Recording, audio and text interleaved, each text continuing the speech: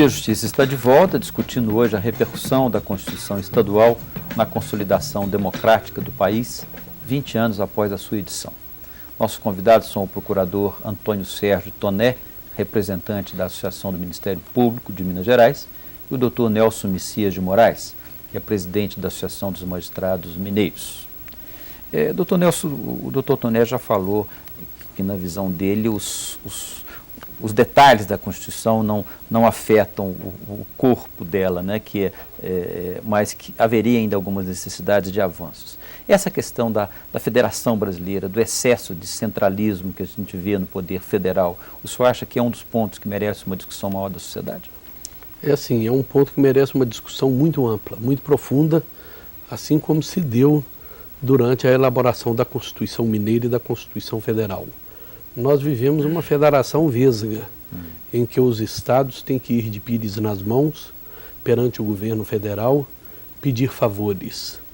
Numa federação verdadeiramente federação, isso não ocorre.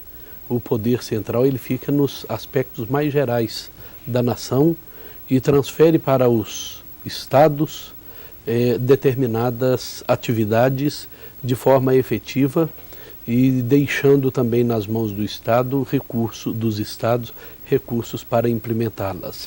Com relação a avanços, eu acredito, nós abordávamos aqui no bloco anterior o excesso de detalhismos, e isso efetivamente após um regime de exceção que nós vivemos, na elaboração de uma Constituição, a sociedade organizada, ela fica apreensiva, com medo de numa legislação ordinária as coisas mudarem e não conseguir colocar no corpo jurídico aquilo que seria necessário para adequar a vida da sociedade a uma nova realidade. Então partem para esse detalhismo. Isso ocorreu na Constituição Federal, na Constituição Mineira, e quero crer nas constituições de todos os estados. Agora, o aprimoramento da nossa legislação para melhorar ainda mais a nossa sociedade, eu não acredito que necessitaria de reformas profundas na nossa Constituição.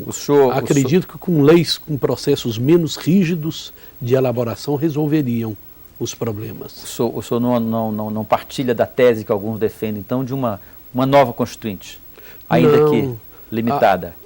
Para nós fazermos uma nova Constituição estadual, nós necessitamos de um novo arcabouço jurídico constitucional federal.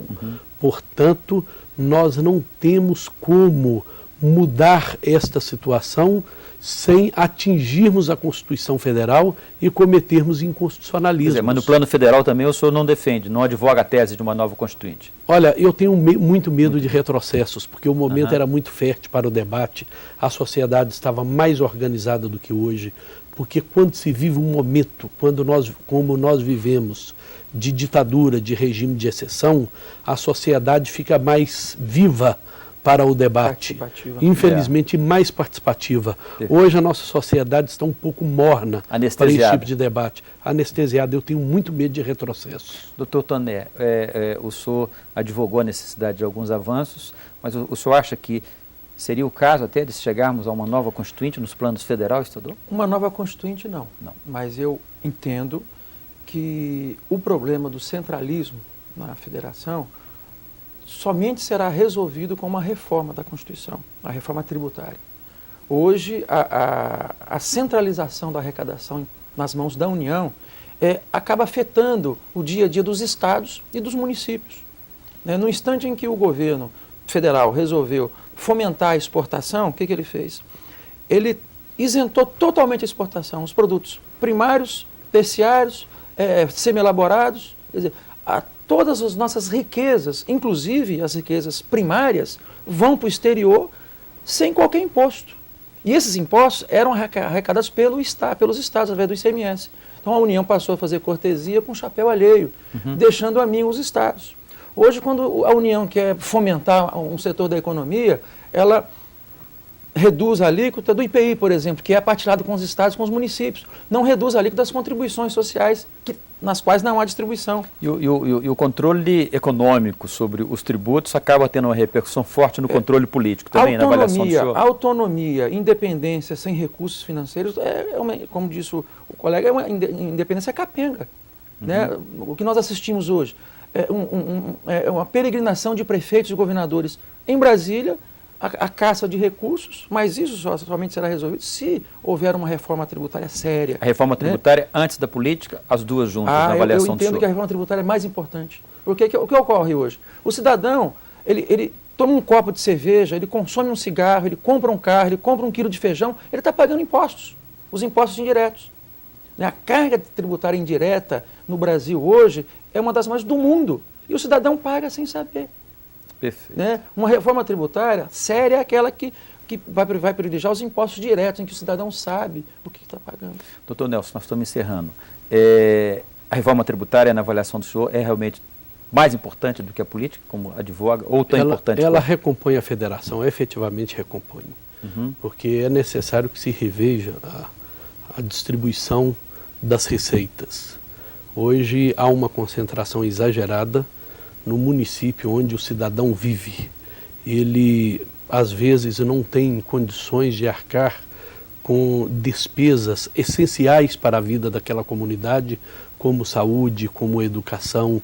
Os estados vivem esse mesmo dilema, então uma reforma tributária é necessária para recompor esse para ela ser efetiva, federativo. Vai ter que mexer na Constituição.